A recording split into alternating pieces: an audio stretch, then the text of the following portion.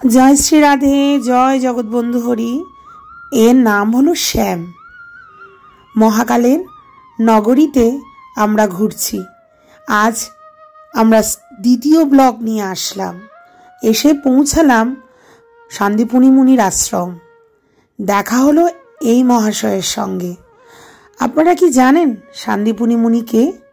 ভগবান শ্রীকৃষ্ণের শ্রী গুরুদেব। সেই শান্তিপুনি মুনির আশ্রমে প্রবেশ করছি আমরা।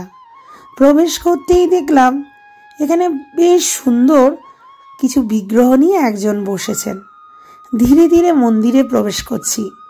এই সুন্দর মন্দিরটি শান্তিপুনি মুনির আশ্রম, যেখানে ভগবান শ্রীকৃষ্ণের সঙ্গে তার সখা সুদামাজির দেখা হয়েছিল, যেখানে বন্ধুত্ব হয়েছিল কৃষ্ণ সুদামার। যে স্থানে কৃষ্ণ আর বলরাম অধ্যয়ন করার জন্য এসেছিল, 64 কলায় পারদর্শী হয়েছিলেন এই শান্তিপুনি মুনির আশ্রমে।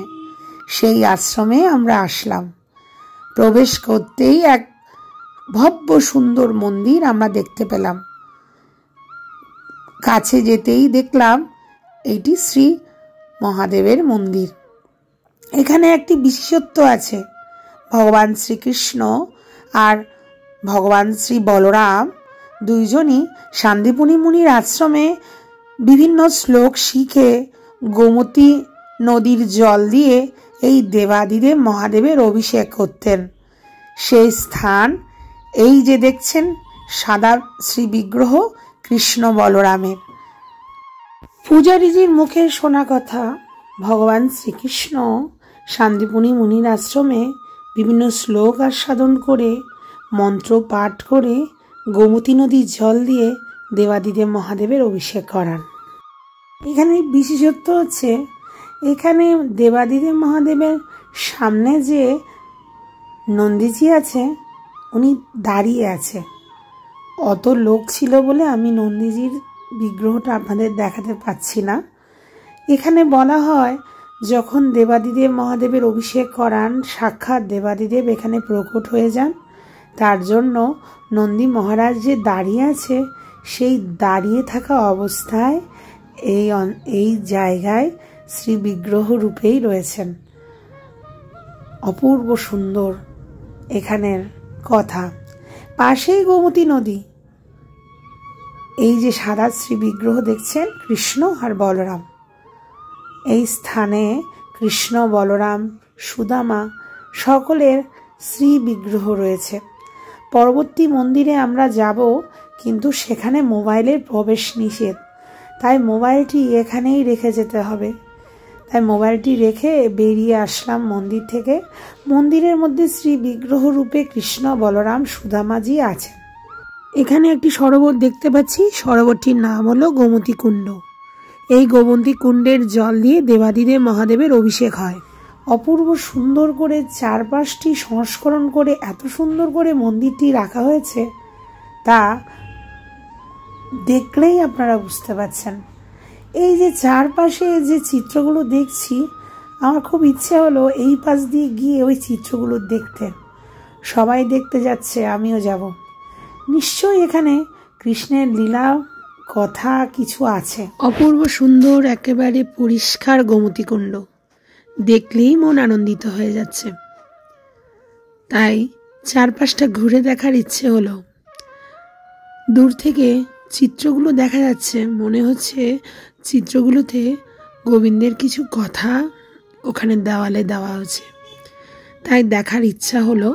তাই আমি নেমে পড়লাম সেই চিত্রগুলো দেখার জন্য। দেখার আগেই এই স্থানে আসলাম। এই স্থলটি হলো মহর্ষি শান্তিপুনি মুনির তপস্যা স্থলী। সেখানে দেবাদিদেব মহাদেব রয়েছেন। শান্তিপুনি মুনি দেবাদিদেব মহাদেবের ভক্ত ছিলেন, এই দিয়ে তাই প্রমাণ হয়। এরপর গোমতী কুণ্ডের পাশে যে চিত্রগুলো আছে তা দেখার জন্য আমি আর মা মামি সবাই চললাম। আমার তো বেশ ইচ্ছে হচ্ছে এই চিত্রগুলো দেখব। নিশ্চয়ই এই চিত্রের মধ্যে ভগবান শ্রীকৃষ্ণের বিভিন্ন লীলা বিভিন্ন শ্লোকের মাধ্যমে আছে। তা একটি একটি করে দেখে তারপর যাব।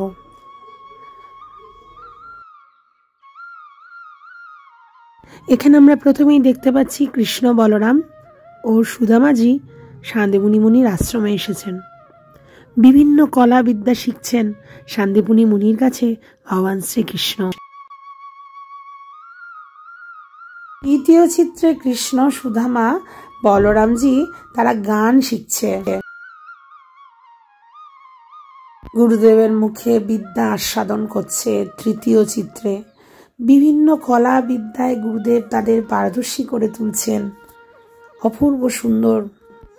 চতুর্থ চিত্রে দেখাচ্ছে কি করে গরুদের লালন পালন করতে হয়, কি করে ঔষধি বিদ্যা তৈরি করতে হয়, কি করে নটরাজ বেশে নৃত্য করতে হয়। বিভিন্নভাবে শিক্ষা গুরুদেব দিচ্ছেন কৃষ্ণ, বলরাম, সুদামাজি।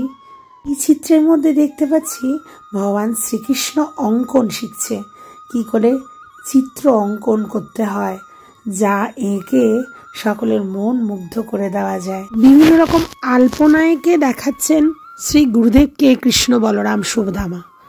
গুরুদেবের সান্নিধ্যে থেকে সকল রকমের বিদ্যায় পারদর্শী হচ্ছেন।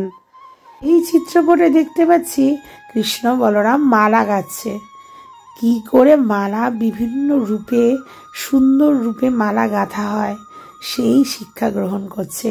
এরকম বিভিন্ন শিক্ষা এইখানে গুরুগৃহে কাপড় ধৌত করে কাপড় শুকাতে দিচ্ছে, যা আমরা নিত্য প্রতিদিন করে থাকি। ভগবান শ্রীকৃষ্ণ তা গুরুগৃহে করছেন।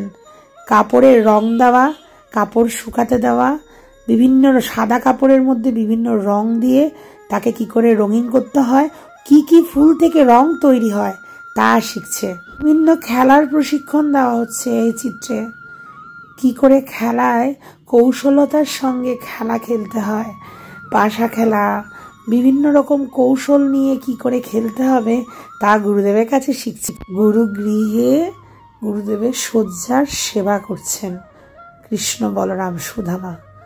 তারপরে চিত্রপটে আমরা ধীরে ধীরে এগিয়ে যাচ্ছি। বিভিন্ন রকম জলের উপরে বিভিন্ন কলা কৌশলী দিয়ে কি করে শব্দ তরঙ্গ সৃষ্টি হয় তা শিখছে এখানে।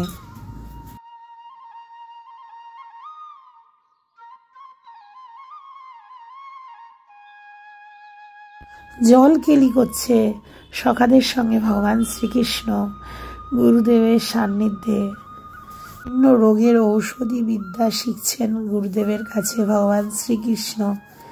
এর পরের ছবিতে আমরা দেখতে পাব ফুলের মালা গাঁথা সেবা করছেন ভগবান শ্রীকৃষ্ণ গুরুদেবের সান্নিধ্যে।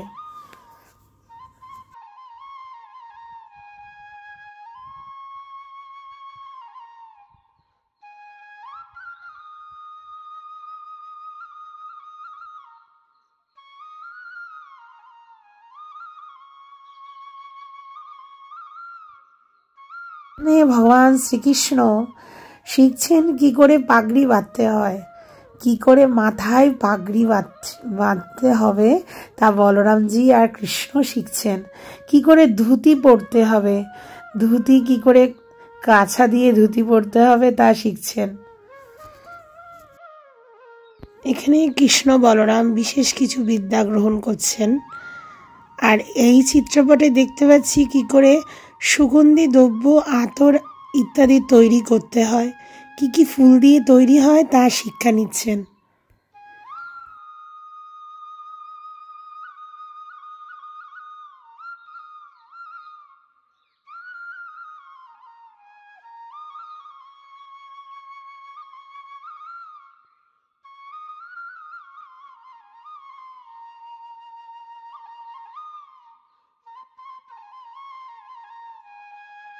নাচের বিভিন্ন মুদ্রা গুরুদেব শিখিয়ে দিচ্ছেন, কি করে নাচতে হয়। এইখানে রন্ধন শিক্ষা দিচ্ছেন গুরুদেব, কি করে কোন উপাদেয় পদ্ধতিতে স্বাস্থ্যকর খাবার তৈরি করতে হয়।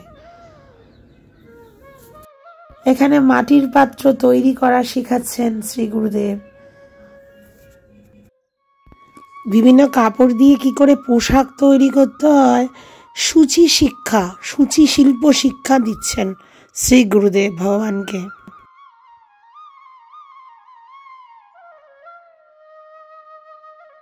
শান্তিপুনি মুনি সকল ছাত্রদের সামনে বিভিন্ন রকম কলাবিদ্যা শিখছেন। তার মধ্যে একটা প্রধান হলো বীণা বাদন।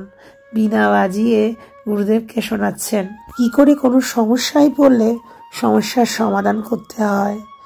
বিভিন্ন রকম কলা শিক্ষা দিচ্ছেন শ্রী গুরুদেব ভগবান শ্রীকৃষ্ণকে। দেখুন কত রকমের বিদ্যা জানছে। প্রতিটা বিদ্যার কথা সংস্কৃতের পাশে লেখা আছে।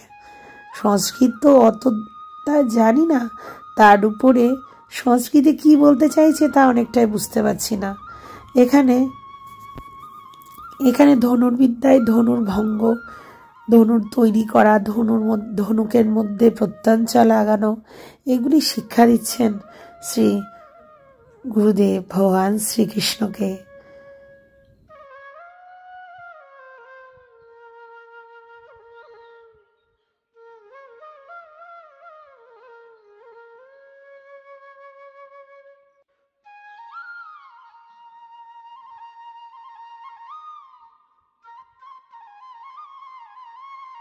এখানে দেখতে পাচ্ছি বিভিন্ন রকম কাঠের জিনিস তৈরি করতে শিখছে। কি করে ঘর তৈরি করতে হয় তা ভগবান শ্রীকৃষ্ণ শ্রী গুরুদেবের কাছ থেকে শিখছেন। কি করে প্রতিটি মুহূর্তে চলার পথে প্রতিটি জিনিসের কিভাবে উপযোগিতা তা গুরুদেব ভগবান শ্রীকৃষ্ণকে শেখাচ্ছে। শ্রী গুরুদেব শান্তিপুনি মুনি তিনি তো ভগবানের গুরুদেব, ভগবানকে তিনি শিক্ষা দিচ্ছেন, যিনি কিনা সকল বিদ্যার অধিষ্ঠাত্রী দেবতা, তাকেই শিক্ষা দিচ্ছেন। এখানে আমরা দেখতে পাচ্ছি গাছ রোপণ করছে। বিভিন্ন সময় জীবনে চলার পথে বিভিন্ন রকম বিদ্যা যা শান্তিপুনি মুনির কাছে ভগবান শ্রীকৃষ্ণ শিখছেন। নরলীলা করতে এসে শ্রী গুরুগৃহে সকল রকম বিদ্যা শিখছেন। শ্রী গুরুদেবের মস্তকে সেবা করছেন। এইখানে বিভিন্ন রাগ রাগিনীতে গান শোনাচ্ছেন শ্রী গুরুদেবকে। বিভিন্ন রকম বিদ্যার লেখাপড়ায় বেদ অধ্যয়ন, বিভিন্ন শাস্ত্র অধ্যয়ন করছেন ভগবান শ্রীকৃষ্ণ, বলরাম, সুদামাজি। শান্তিপুনি মুনির আশ্রমে এসে এত আনন্দ হলো, প্রতিটি মুহূর্তে যেন মনে হচ্ছে এই গুরুগৃহে শ্রীকৃষ্ণ, বলরাম, সুদামাজি যেন আজও আছে। প্রতিটি লীলার মধ্যে তাদের কথা যেন আজও বলছে।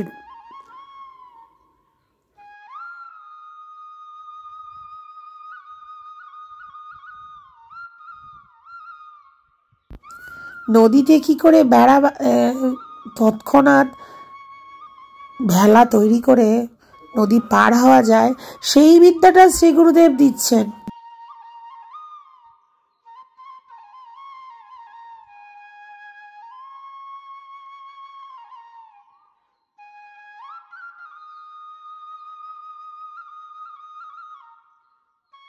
এখানে এত সুন্দর করে 64 বিদ্যার কলা সজ্জিত আছে, তা দেখে মন আনন্দিত হয়ে যাচ্ছে। সূর্য ডুবতে চলেছে, সূর্যের শেষ রশ্মিটি এসে পড়েছে মন্দিরে। এই যে দেখছেন বিভিন্ন রকম নৃত্য শিখাচ্ছেন শ্রী গুরুদেব, নৃত্য করে নৃত্য শিখাচ্ছেন বলরাম আর শ্রীকৃষ্ণ সুদামাকে। বিভিন্ন রকম মুখে রং মেখে কি করে রূপ পরিবর্তন করা হয়, গোপনে কি করে বস্ত্র পরিবর্তন করতে হয়, এই সব শেখাচ্ছেন। কি করে যোগা, দুটো চরণের উপরে দাঁড়িয়ে থেকে যোগা শেখাচ্ছেন।